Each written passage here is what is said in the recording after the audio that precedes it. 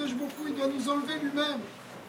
Comme c'est marqué, Mal Hashem Elokecha, c'est-à-dire qu'Akadosh Baruch Hu, il va enlever à la fin le prépuce qu'on a en nous. Il y a des choses qu'on peut travailler, il y a des choses qu'on peut aller jusqu'à un certain point, mais il y a une limite à ça. Ce fameux lève à Even, il faut qu'Akadosh Baruch Hu nous l'enlève, cette pierre qui est dans notre cœur. Et ça, c'est une Bechina déjà de Olam Haba.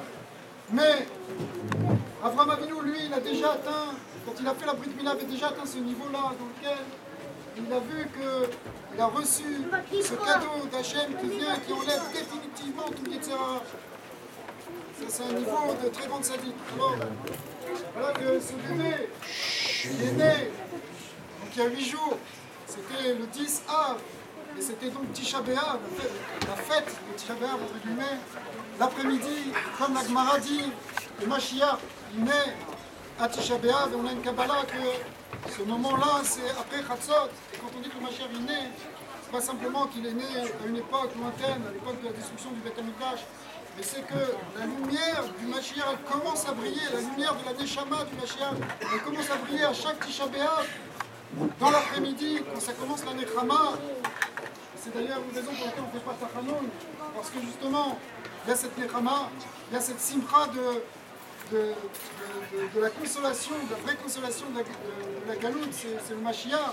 Eh bien, ce bébé, il est né exactement à ce moment-là. À 2h12, qui m'a créé un rabbi. C'est vrai en plus.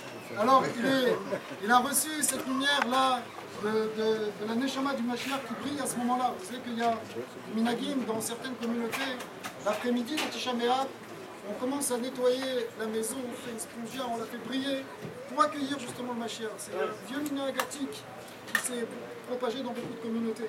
Eh bien, voilà, donc on était en train d'accueillir cette lumière, ce bébé il est venu. Alors, Bezat Hashem, c'est sûr que ça va amener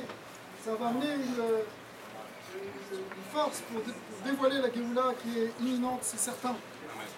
Au Hachem, donc, on est maintenant dans ce Tov, on peut prendre cette force-là. Il faut savoir que le moment du Brit Mila, c'est un Het Ratzon, que celui qui a besoin de Yeshua, celui qui a besoin de Refoua, on doit prier pour lui. Maintenant, il faut prier parce que les portes du ciel, elles sont ouvertes. C'est marqué dans le Zohar que le moment de la Brit Mila, c'est comme quand on fait un korban.